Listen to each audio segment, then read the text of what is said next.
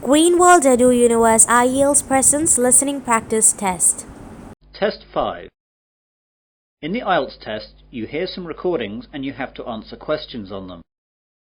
You have time to read the instructions and questions and check your work. All recordings are played only once. Now turn to Section 1. Section 1. You will hear a conversation between two women as one of the women buys a bus pass. First, you have some time to look at questions 1 to 5.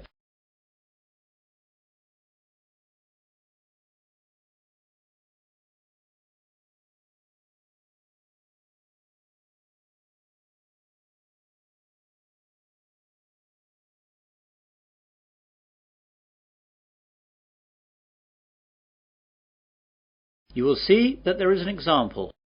This time only, the conversation relating to this will be played first.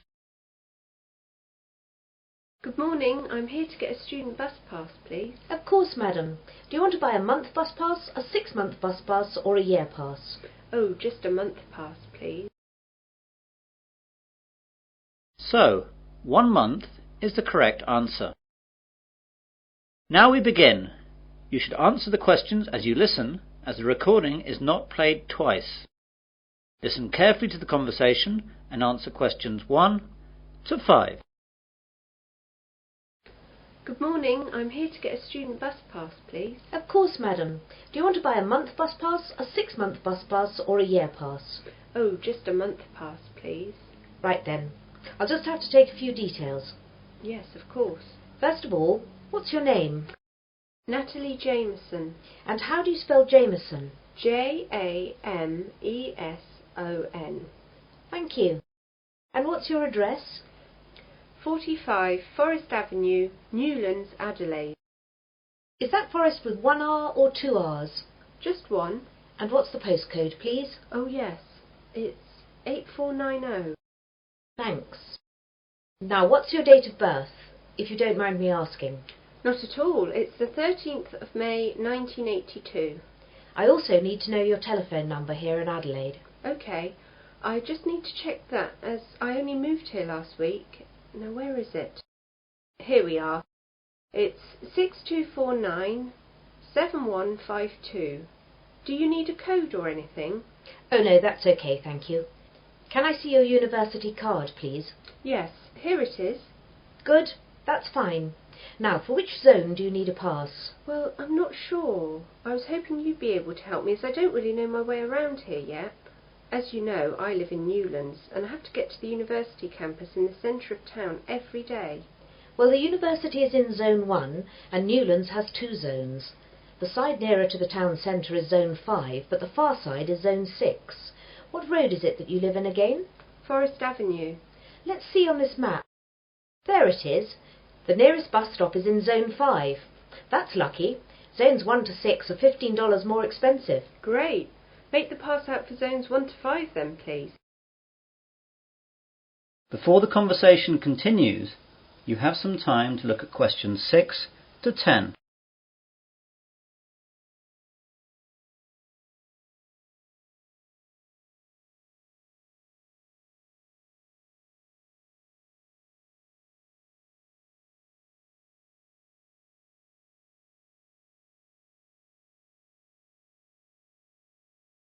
Now listen carefully and answer questions 6 to 10.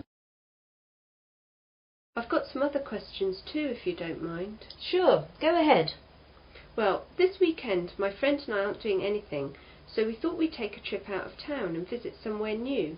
Does the bus service run any trips like that? Yes, we've got a selection of trips. I'll tell you about some of them. Thanks. Right. The first one goes up to MacDonald Nature Park. The bus leaves at 8 o'clock and takes about 2 hours to get there and leaves for the return at 4:30 in the afternoon. Once there, you can walk around the nature trails. It's really nice and the MacDonald River runs through there and that's really beautiful, so take a camera with you. Then there's the Pearl Bay trip. The bus leaves at 9 a.m. and goes up the coast to Pearl Bay. How far is that? It's an hour away. Once there, you can walk along the cliffs up to Rocky Point, which has a famous view up the coast. Or you can just lie on the beach and swim. Don't forget to take your swimming gear and a towel. The water's pretty safe there and there are always lifeguards. The bus arrives back in Adelaide at 5 p.m. That sounds nice. What else? Well, there's the Huron gold mine. It's just a half-day trip, leaving here at 9:30 a.m. and arriving back at 2 p.m. It only takes half an hour to get there, which is good. It's an old worked-out mine that has changed into a sort of museum. They have all the old equipment, and a guide takes you round some of the tunnels and shows you some of the techniques they used to use. You might even find some gold they missed. Yeah, I could do with that. It's pretty interesting, but the mines can be quite cold, so take a sweater. So how do those three sound? Quite interesting. I really like the idea of going up the coast and spending a day on the beach, but my friend Karen will like the idea of the nature park. I'd better wait and check out with her what she wants to do before booking.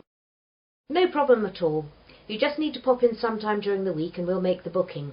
Thanks very much. You've been very helpful. No problem. See you later. That is the end of section 1. You will now have half a minute to check your answers.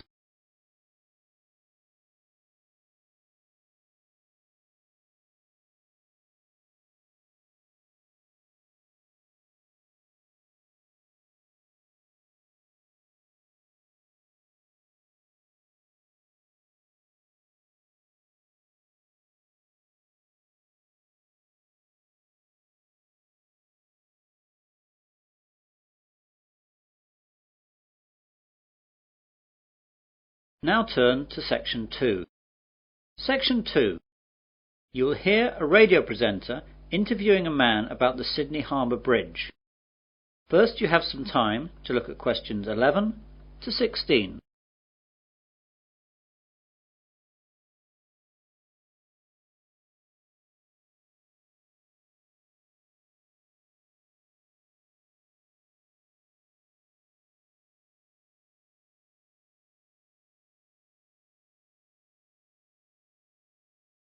Now listen carefully to the interview and answer questions 11 to 16. Well, good morning again, everyone, and welcome to Perspective, the weekly New South Wales radio programme on subjects of general interest from our local area. Today I have in the studio Mr. George Simmons. Good morning, George. Good morning, Anne. So what are you going to talk to us about today, George? Well, for people from New South Wales, and particularly Sydney, this will be of great interest, I hope. I'm going to tell you a little about Sydney Harbour Bridge. Wow, that'll be so interesting. I think so. To start with, I'd like to tell you a little about the size of the bridge. The arch span is 503 metres, and the weight of the steel arch is 39,000 tonnes. The summit is 134 metres above mean sea level, though it can actually increase by as much as 18 centimetres on hot days, as the result of steel expanding in heat. The two pairs of pylons at each end are about 89 metres high, and are made of concrete and granite. The steel used for the bridge was largely imported. About 79% came from the United Kingdom, but the rest was Australian-made. The granite was quarried in Moruya down the coast, and the concrete is also Australian. So most of the steel used to make our great bridge actually came from England? Yes, I'm afraid so. However, the workforce were all Aussie. Thank God for that. When was the bridge actually built? The bridge was opened in 1932, but work first began in 1924 with the construction of the bridge approaches and spans, with two separate teams building the arch on each side, working towards each other. The arch was successfully joined on August the 19th, 1930. I'm afraid that working practices weren't very fair in those days, and the local government demolished 438 homes, which were in the way of the approaches, and as many as 800 families living there were displaced without compensation. The standards of industrial safety were inadequate too. 16 workers died during its construction, mainly from falling off the bridge. I didn't realise that. Yes, the bridge was formally opened on the 19th of March 1932 by the Premier of New South Wales, Mr. Jack Lang. When it was opened, it was the longest single-span steel arch bridge in the world, and it was one of the greatest engineering masterpieces of its time. Several songs were also composed in advance for the occasion, but these have now largely been lost or forgotten. However, 3 postage stamps were issued to commemorate the opening of the bridge, and these still exist. One of these stamps, with a face value of 5 shillings, is now worth several $100s today. You now have some time to look at questions 17 to 20.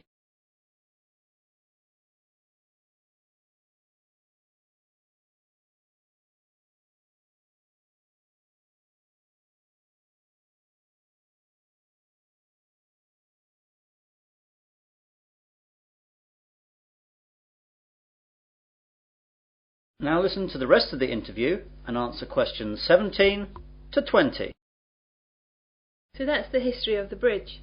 Is the bridge still the same today as when it was built? No, it's quite different. The basic structure is the same, of course. Originally, the bridge was constructed to carry a road, 2 sets of tram lines and railways. In 1957, the 2 tram lines were removed when Sydney abolished its trams, thus giving the bridge 2 more traffic lanes. Today it carries 8 traffic lanes, 2 railroad lanes and a footpath along its eastern side. One of the eastern traffic lanes is now a dedicated bus lane. The bridge is often crowded, and in 1992 the Harbour tunnel was opened to help carry the traffic load. More than 160,000 vehicles cross the bridge each day. Before the Harbour tunnel was opened, this figure was as high as 182,000, and would be much higher today if it were not for the tunnel. Pedestrians, horses and push bikes are not allowed on the bridge anymore. Wow! The bridge actually carries that much? Oh yes. Actually, before the Harbour Bridge opened, it was completely packed with railway carriages, trams and buses to stress test its load-bearing capacity. While it has had many traffic jams since, and 500,000 people walked across it on its 50th anniversary, it has probably never been asked to carry that much of a load since. Amazing! And I suppose the toll for crossing the bridge has changed a bit too? I'm afraid so. The initial toll charged for a car was 6 pence, while a horse and rider were charged 3 pence. Today the toll costs $3, but is only charged when travelling to the south as an efficiency measure to speed up traffic flow. That is the end of section 2. You will now have half a minute to check your answers.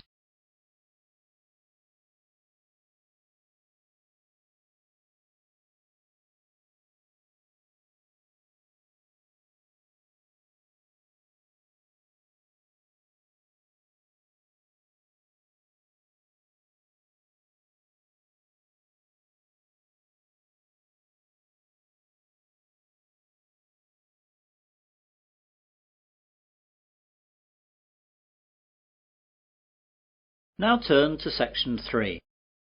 Section 3. You will hear 3 students discussing a survey they are going to do. First, you have some time to look at questions 21 to 27.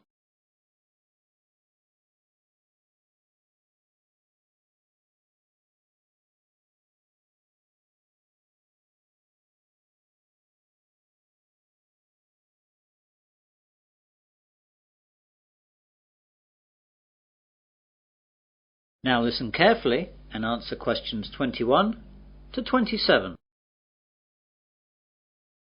Hi Mel, hi Laura, sorry I'm a bit late. I got held up by the bus, it just didn't come for ages. Don't worry, you're only a couple of minutes behind and we've only just been chatting. Right then, we're here to organise the survey that we're going to do. Mel, you said that you discussed with Professor Donald Walker what type of survey we were going to do. Yes, I spoke to Professor Walker 2 days ago, and I told him that the surveys we were considering were a telephone survey, a street survey and a mail survey. He thought that the phone one would be too expensive for us and the postal one would take too long, so we decided we should do the street one. I think that's right. If we do the street one, then we can get the whole thing done in one day and we can get on with analysing the results. Yes, that's right. Now there are some other things that Professor Walker wanted to know about. How big should the survey be? Well, the ideal figure for a survey such as this should be about 1,000 people, but that will take us about a month to get that many people, and we just don't have that much time. On the other hand, if we just choose 100 people, the survey won't be statistically significant. So what about something in the middle? What about 600? Still too many. That'll take us ages. 400? Let's split the difference and say 500. Okay. And how many questions? If there are too many, we'll just have the same problem. Professor Walker said we should have no more than 10 or people get bored. 10 then? I think even fewer. 8. I think 3 fewer again to make sure we can get the numbers done quickly. Okay, I agree with that. I'm not sure, but I suppose so. You now have some time to look at questions 28 to 30.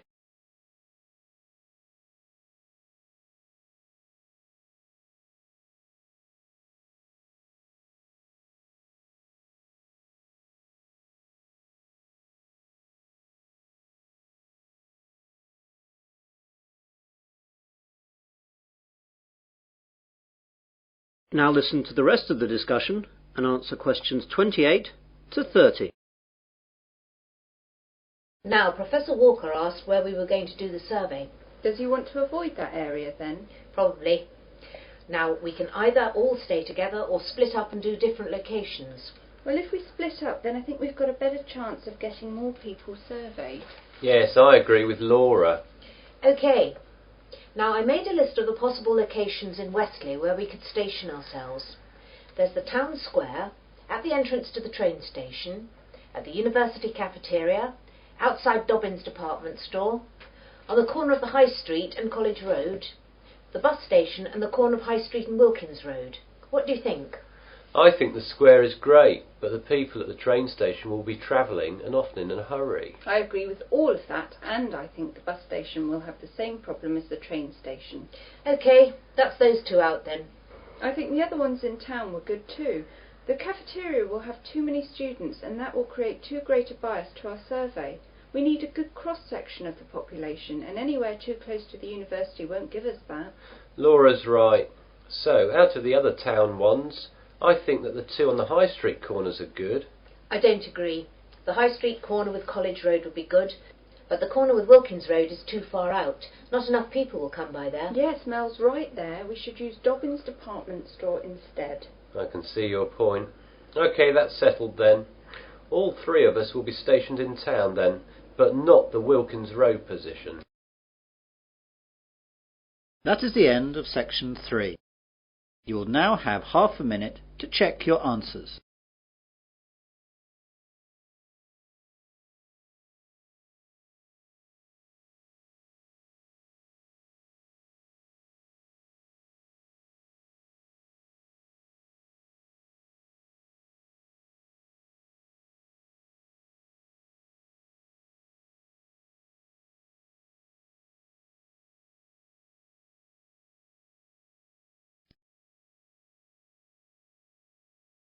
Now turn to section 4. Section 4. You will hear part of a further education marine biology lecture. First, you have some time to look at questions 31 to 40.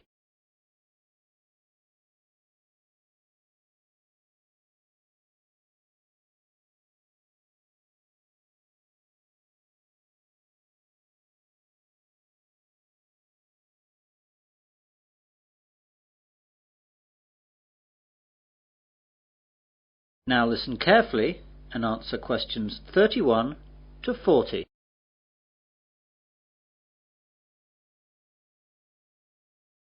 Good morning everyone, and welcome to this further education lecture on marine biology. Today we're going to look at the coelacanth. The discovery of the coelacanth has been compared to finding a dinosaur walking around today over 85 million years after it went extinct. The story began a few days before Christmas in 1938, when the first living coelacanth was discovered off the east coast of South Africa at the mouth of the Chalumna River. The fish was caught in a shark gill net by Captain Goosen and his crew, who, recognizing the bizarre nature of their catch, alerted the local museum in the small South African town of East London. The director of the East London Museum at the time was Miss Marjorie Courtney Latimer, after whom the coelacanth was eventually named. Miss Courtney Latimer offered bounties to fishermen for unfamiliar fish. It was Miss Courtney Latimer who alerted the prominent South African ichthyologist Dr. J.L.B. Smith, who initially identified the fish, and subsequently informed the world about this amazing discovery.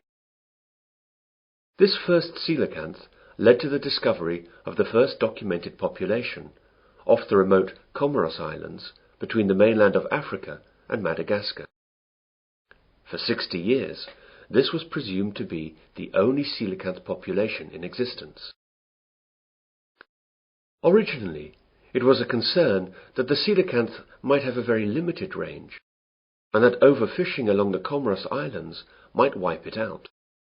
However, scientists were amazed when, on July 30th, 1998, an American scientist discovered a coelacanth population in Indonesia. Dr. Mark Erdman was on a honeymoon trip to the area investigating a coral reef research site when he spotted a strange fish being wheeled into the fish market. He recognized the fish as a coelacanth and snapped a picture before it was sold. Dr. Erdmann's subsequent research revealed that the people from Sulawesi had a name for it: Raja, King of the Sea. The Sulawesi coelacanth colony is about 10,000 kilometers east of where the coelacanths were previously known to occur in the western Indian Ocean. Both Sulawesi and Comoros coelacanths are quite different from all other living fish, but perhaps the most interesting feature of the coelacanth is that it has paired lobed fins, which move in a similar fashion to our arms and legs. Coelacanths also have an extra lobe on their tail and a vertebral column that is not fully developed. They are the only living animal to have a fully functional intercranial joint, a division that separates the ear and brain from the nasal organs and eye, and allows the front part of the head to be lifted when the fish is feeding. The brown Sulawesi coelacanth and the steel blue Comoros coelacanth share these unusual characteristics. The discovery of the coelacanth in 1938 is still considered to be the zoological find of the century. This living fossil comes from a lineage of fish that was thought to have been extinct since the time of the dinosaurs. Coelacanths are known from the fossil record dating back over 360 million years, and peaked in abundance about 240 million years ago. Before 1938, they were believed to have become extinct approximately 80 million years ago, after mysteriously disappearing from the fossil record. How could the coelacanth disappear for over 80 million years, and then turn up alive and well in the 20th century? The answer seems to be that fossil coelacanths appeared to live in environments with clay sedimentation with plenty of volcanic activity. Modern coelacanths, both in the Comoros and Sulawesi, inhabit caves and overhangs in vertical marine reefs at about 200 meters, environments not conducive to fossil creation. In 1991, scientists got a better understanding of the fish when the Comoros got their independence from France, and French restrictions on research were lifted. This allowed scientists to study the fish off the Comoros Islands. As the animal hides in underwater caves some 300 to 700 feet down during the day and comes out at night to feed, diving is not an option, and previously only fishermen specimens had been available for study. But this time the scientists had their own submarine, so they could study the coelacanth in its natural habitat through portholes. That is the end of section 4. You will now have half a minute to check your answers.